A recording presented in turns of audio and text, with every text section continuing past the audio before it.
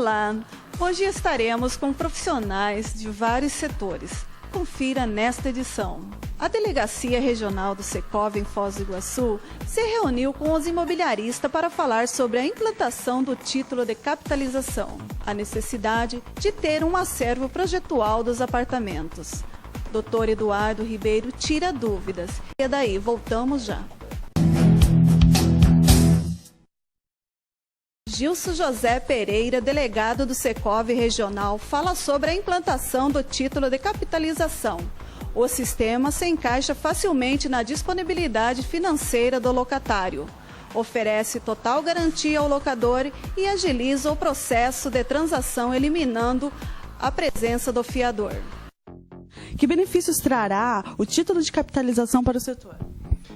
O título de capitalização ele vem reforçar na área de locação, que é um documento a mais que a imobiliária tem para sua garantia de aluguel e também para facilitar a vida do locatário.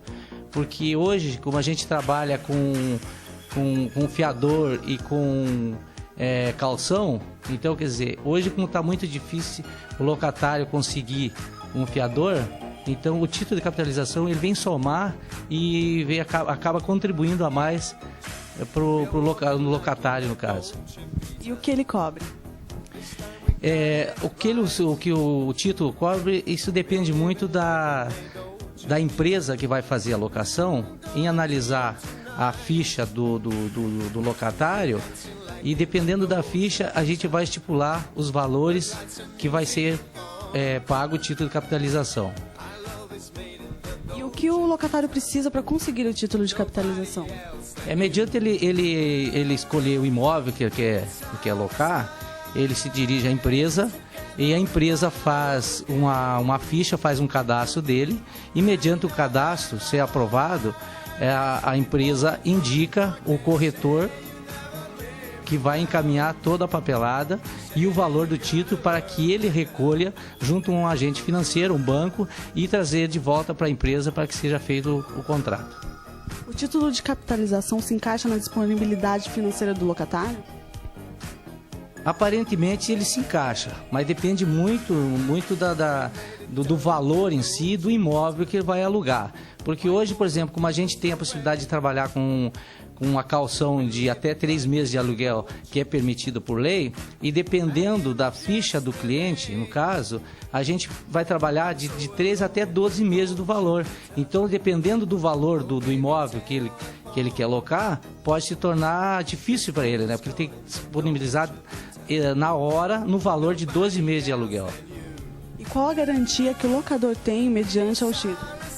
A garantia que nós temos no caso a administradora, é praticamente 100%, porque nós vamos analisar a ficha e dentro disso nós vamos estipular o valor.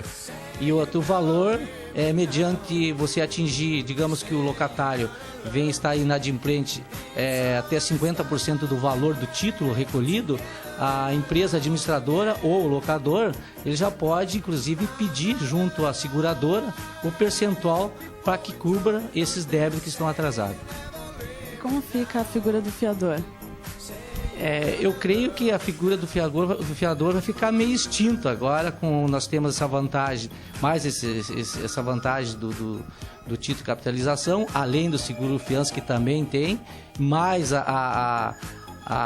os 3 meses que a gente pega de calção, e praticamente como se torna muito difícil hoje você correr atrás de um fiador. Existe hoje uma certa rejeição entre as pessoas que poderiam ser fiador. E o que muda no setor imobiliário com a implantação do título de capitalização?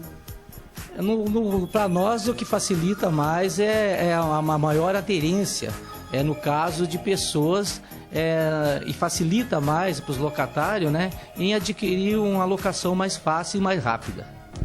Qual a diferença entre o título de capitalização e o seguro fiança?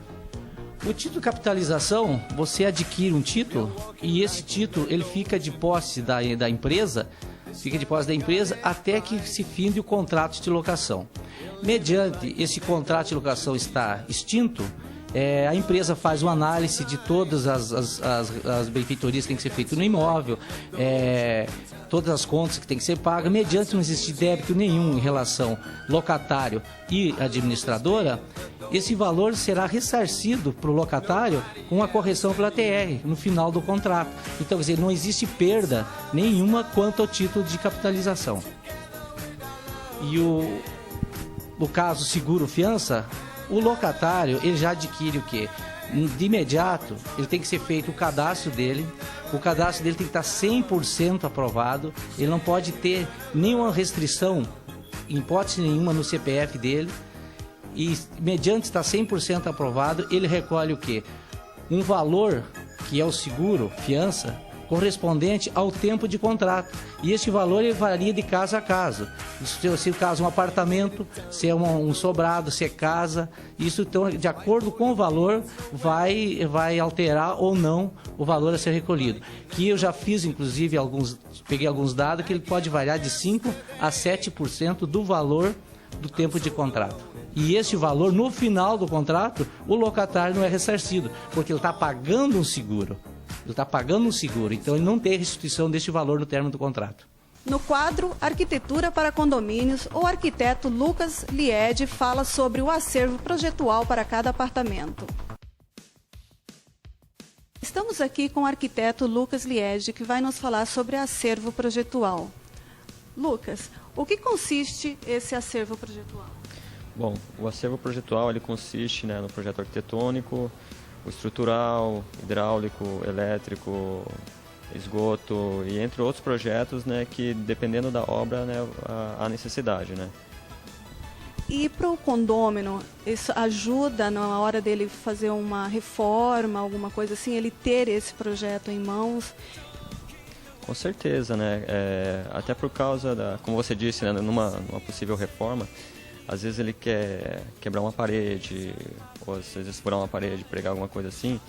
Então ele nunca vai saber onde vai estar passando, às vezes, fiação elétrica, tubulação, Então de que forma que ele vai descobrir isso, Ele precisa justamente dos projetos. Então, justamente essa sugestão dele ter em mãos os projetos do apartamento ou da casa onde ele mora é fundamental, justamente para esse tipo de serviço, se orientar, exatamente, saber onde passa uma tubulação, onde tem um pilar, uma coisa onde não possa estar quebrando, furando ou fazendo algum tipo de alteração. Mas esse acervo e também a possibilidade do síndico ou alguém da diretoria ler isso daí, porque de repente a pessoa do apartamento recebe o projeto, mas não sabe ler. Então, tem que estar orientando, tem alguém para orientar? Então, sempre existem profissionais, que podem ser chamados, mas assim, no caso para um condomínio, seria interessante que tivesse alguém que soubesse, dar essa informação, que tivesse essa orientação para poder dar a informação.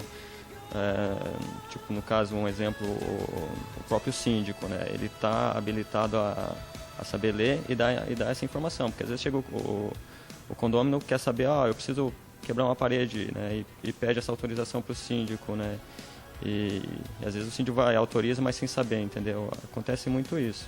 Também é sempre trocado de síndico de 2 em 2 anos. E de repente o que entra não sabe ler. Então ele procura auxílio junto a um arquiteto ou um profissional da área? Com certeza. O mais provável é que ele procure, seria interessante também que não existe aqui em Foz, mas seria interessante que houvessem cursos, justamente para estar auxiliando os síndicos justamente nessa parte. Cursos que capacite não só o síndico, como quem queira também, se atualizar nessa área, saber como ler um projeto, saber, porque às vezes o morador recebe o projeto, mas não sabe ler, não sabe interpretar medidas, alguma coisa assim. Então, há necessidade que haja alguma informação nesse aspecto, entendeu?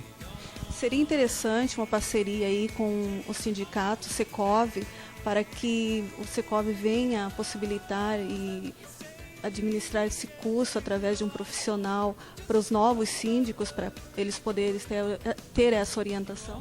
Sim, esse seria o ideal, Seria interessantíssimo que houvesse, essa parceria e que houvesse uma administração de um curso desse porte, entendeu? Eu acho que é o ideal para a cidade, para os condôminos, e condomínios aqui da cidade.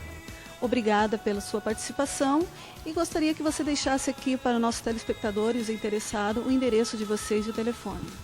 Então, aos interessados que quiserem tirar mais dúvidas sobre essa parte, né, de acervo projetual, pode estar entrando em contato comigo ou com o arquiteto Luiz Eduardo pelos telefones 3028-9397 ou 3027-0737, né? O escritório fica na Avenida Paraná, número 239, perto da Baixada ali do Boici. E estamos lá o dia todo, né? Quem quiser pode nos contatar por telefone ou passando lá, dando uma passadinha lá para conversar com a gente. Não saia daí, voltamos já.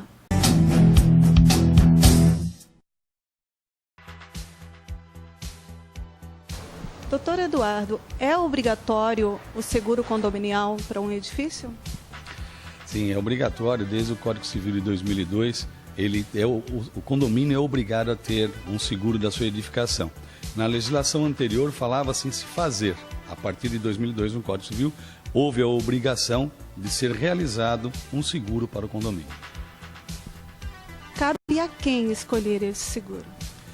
Bom, a escolha do seguro será através de uma Assembleia Geral, mas quem deve buscar essa questão do seguro, buscar as seguradoras e responde pelas seguradoras, é o síndico.